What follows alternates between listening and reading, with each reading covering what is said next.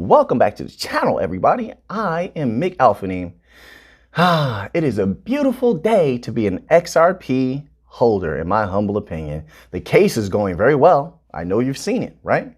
They're winning, right? Despite all the FUD, all of the insane articles, all of the pressure in the comment sections and in my emails and Twitter to sell XRP, the case is going well.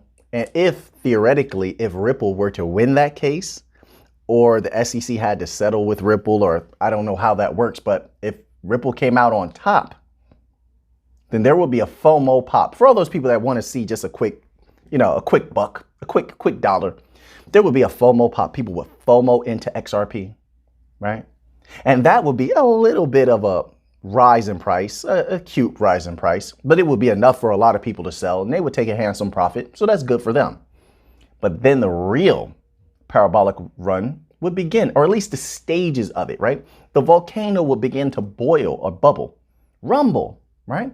Because then the institutions can now start up their infrastructure, start the engine rolling on their CBDCs, digital currencies, using on-demand liquidity. They're ready. They're ready. Now, I understand that according to all of the high-level companies like JP Morgan, big banks like Bank of International Settlements, it's going to take 2 to 3 years for them to properly be running everything. This is what they're saying. Ripple said 4 years in a recent document, so it's going to take some time. I get that, but that doesn't matter. As long as we know, yes, it's about to happen. It's happening now. The potentiality is there. There's no blockades anymore. And that's, I think, is important. No more blockades. But it's a beautiful time right now to be an XRP holder. The price is amazing right now if you want to accumulate, okay? But I'm looking at this little blurb on analyticsinsight.net. And this says it all. It says, while the cryptocurrency was reaching new milestones, the company behind it managed to achieve a threshold of 100 banks worldwide that signed on to RippleNet. Wait a minute. First of all, I know there's more than 100 banks. I know there's more than 100 banks. This is just what they can tell you. Some banks will sign non-disclosure agreements. There's a lot of institutions that don't want anything said about the partnerships that they have or the deals that they're doing until they're ready. And as a company, you have to respect that. I know there's more than 100 banks, but let's just take that number, 100 banks. 100 banks where XRP's specialty is supposed to be interbank payments. I showed you the charts the other day. What was the amount on the average interbank payment? It was north of $1 million. Ripple has 100 banks. How do you think XRP is going to fail? That doesn't make sense. In the logical mind, that doesn't make sense. There's no way you believe XRP's price is staying at 80 cents, 82 cents, $1, $2, $3. If you understand, you can do what you want. Like if you want to sell, you can sell. If you want to buy, you can buy. It makes no difference to me. The banks are what's going to move that price. I am waiting on the banks. I am willing to wait and see what's going to happen. Everything is looking great, but with 100 banks and the average payments being that high. Now interbank payments is not the only thing that XRP is going to be used for, but everything else is just as beautiful in price, in amount, in value, okay? That price is going to go so parabolic, it will blow your blazer off. Some people are not going to see it, but how do you possibly say XRP is going to fail or lose when they have locked in that many clients? And all that stands between a possible, like I said, the FOMO pop is going to happen first. When you got regulatory clarity, people are going to FOMO in, but this is the divide. The only thing that stands between that price going up over here and that price consolidating over here or taking corrections, it's just a mass consolidation really, but is regulatory clarity. And when that divide drops, the golden age has begun. The golden age has begun. And it's going to be twofold because XRP will start to rise XLM will start to rise. All of those companies that have non-disclosure agreements with Algorand, but they're using Algorand for their digital currency or their fiat currency rail, all of them will become active. The switch, in a way, will have been flipped. Of course, I believe it's going to take time, but it's so fun to say switch flip, right? It's just so fun. But the proverbial switch will have been flipped. And those prices will begin to rise off of their utility because they're being used by banks and large business institutions. Who do you believe that the real estate market is going to trust more? Ethereum or Algorand? Come on now, don't. Ethereum, right? Tokenization of real estate on Ethereum versus the tokenization of real estate on the secure, respected XRP. XRPL that's used by banks.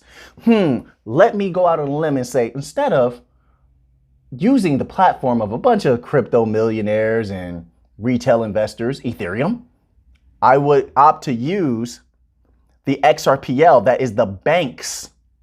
If the banks can trust it, I, a real estate agent, real estate investor, mover of real estate value, can definitely trust it. The fact that the banks have chosen XRP is going to bring clients to the XRPL just based off of prestige and who uses them. Everybody wants the shirt that the superstar wears. What's that shirt? He's the hottest superstar. She's the hottest superstar. What's the shoes? What shoes are they wearing? Nobody knew these shoes before, but they want it because that superstar wore them. Same thing with XRP. Once the large business institutions see the banks, know that the banks are using the XRPL, they're all going to want a piece. Now, I don't know that they're all going to get a piece because I believe, it's my humble opinion, that the banks are going to buy everything in sight. Or they can do what the Bank of International Settlements showed in their PDF document, which I provided on this channel, that there is the possibility to staking, which, if I'm correct, you can correct me if I'm wrong, would create the biggest liquidity pool on earth of all time. That would be genius. And that would make XRP holders truly wealthy. Staking with the banks, wealthy. So they don't have to worry about you destabilizing the price, right? Good way to stabilize that price. Stake, right? There is so much going on. There's so much potential with XRP. The SEC is on the ropes. I see more and more good articles coming out, and everyone is on the same accord. Listen, there's a lot of key things coming up. As long as things continue to go favorable, listen, this is good in a myriad of ways, because then the SEC can't bully other blockchains the way that they tried to bully Ripple, but were unsuccessful, but also the way that they tried to bully so many other organizations even outside of blockchain. This is why you have external entities like Elon Musk even rooting for Ripple and XRP, because a lot of institutions have been mistreated unfairly, I might add, by the SEC. And you know what's terrible about that is the fact that they're stifling innovation in the United States while the entire world is thriving. And they're on the come up. A lot of these economies are going to explode. And let me tell you something. I want a piece of that money. That's why I hold all the banking coins. I hold Algorand. That's not going anywhere. I hold HBAR. That's not going anywhere. XLM definitely is not going anywhere. You see the potential of XLM and XRP. One of the safest holds. Going to have a hard, fast, parabolic run. Is not going anywhere. No, I'm not selling. Not selling. Not. So you don't have to post that in my comment section anymore. Email me. No. I'm going to see it through to the end. Whatever may come. Whatever may come. If this is going to, if the ship of XRP takes me to a wonderful, we're just going to do it, use metaphor. But if it takes me to a wonderful land, I'm going to be at the front of that ship with my hand on my forehead, blocking out the brilliance of the light of all that money. And I'm going to sail right onto the shores. And I will discover the promised land. Even if the ship crashes and going down, I'll still be at the front of the ship and you'll see me as my head and my nose go underwater, and I'll take the drowning like a man. And I'll go out on my shield with honor and respect because it's what I chose to do. There is no retreating, no retreat for Auphanim, no surrender. I am not playing to lose. Not going to happen. I'm not here to lose. No.